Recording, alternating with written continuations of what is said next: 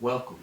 We're talking about the 2017 NBA All-Star voting process as well as some possible or maybe not so possible snubs. First, for the first time this year, there's a new voting process for the starting lineup for the NBA All-Star game. Instead of just the fan voting, this year you have a fan vote as well as a media vote and a player vote. These three votes are combined, and between the combination of the three, there's a percentage generated, and based off the percentage, the starting lineup is selected.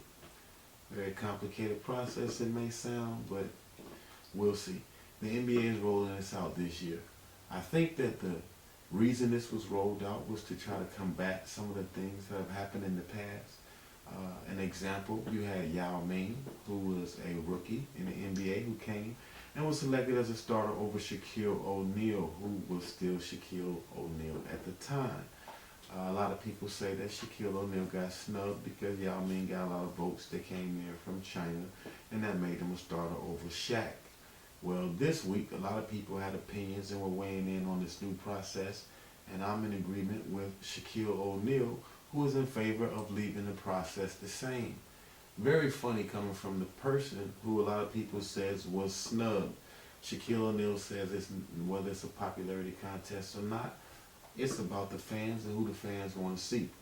When you get into who deserves or doesn't deserve to be in an All-Star game, you got a lot of people that'll say a guy like Dr. J, who later in his career was still making the All-Star team, should not have been on the team. A lot of people made a big deal last year about Kobe Bryant being selected by the fans as a starter and Kawhi Leonard not being a starter for last year's All-Star game. Valid points on both sides. If we go with the fan votes this year, then Jaja Pachulia will be starting center for the Western Conference team.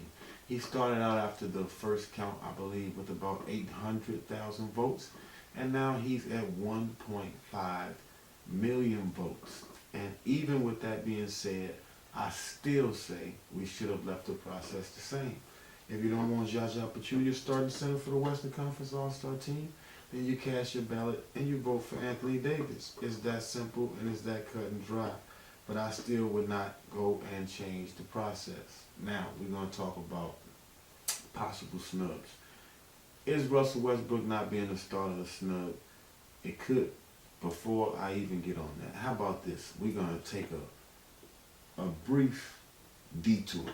This Sunday, in the game between the Golden State Warriors and the Oklahoma City Thunder, if you see in the picture here, Jaja Pachulia gives a very hard, dirty foul to Russell Westbrook, and then commenced to stand over him like Muhammad Ali, who just knocked out Joe Frazier or somebody. And it was very disrespectful. But the part that I was not able to handle was the fact that not one member of the Oklahoma City Thunder came and did anything to Jaja Pachulia. Nobody even came and ripped his jersey. Nobody did nothing. No pushing, no touching, no nothing. So either these guys hate Russell Westbrook and just don't care what happened to him, or this is really the character of this team. And if this is the character of the Oklahoma City Thunders, and Enes Kanter was standing right there, and it's like 4 Golden State Warriors standing around, and you see nobody from Oklahoma City. If this is the character of this team, then I understand why Kevin Durant left, and Russell Westbrook, you need to be on the next flight out. Okay, sorry for the detour. Back. Possible snubs. Should Westbrook have been a starter before the events that happened this weekend, and what Russell Westbrook called Kevin Durant during the game this weekend? Before that, I would have possibly said it would have been good to see the trio back together. You got Russell Westbrook, James Harden, and Kevin Durant starting in the Western Conference All-Star game, but with the tension that I saw in the game on Sunday, probably not a good idea right now. The actual starting point guard is going to be Steph Curry.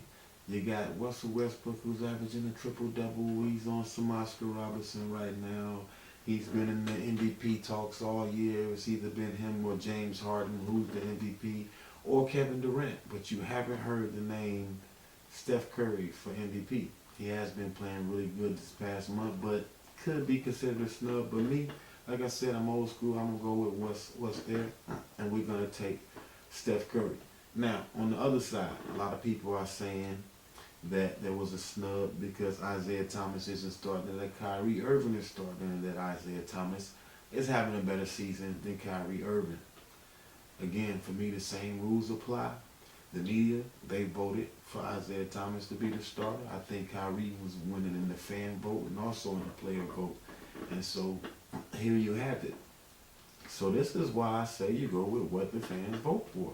Because, if that's who they want to see, Kyrie Irving, and then we put Kyrie Irving out there. Could you imagine if the media was voting as well when Allen Iverson was playing? Because we all know that he broke a mold in the NBA, and had he been doing that when the media was voting, wow, we may not even seen Allen Iverson as many All-Star games as we saw him in. But either way, neither here nor there. There is no right answer. There is no wrong answer. And just my personal opinion, being old school, I say, leave the rules the same. We're going to check out, but before we do, we're going to give you guys the rundown on the starting lineup so far. On the west side of the ball, you got Anthony Davis at the forward spot. Also, besides him will be Kevin Durant and Kawhi Leonard. In the backcourt will be Stephen Curry alongside James Harden. On the eastern side, at the forwards, you got the Greek Freak up in Milwaukee, who will be playing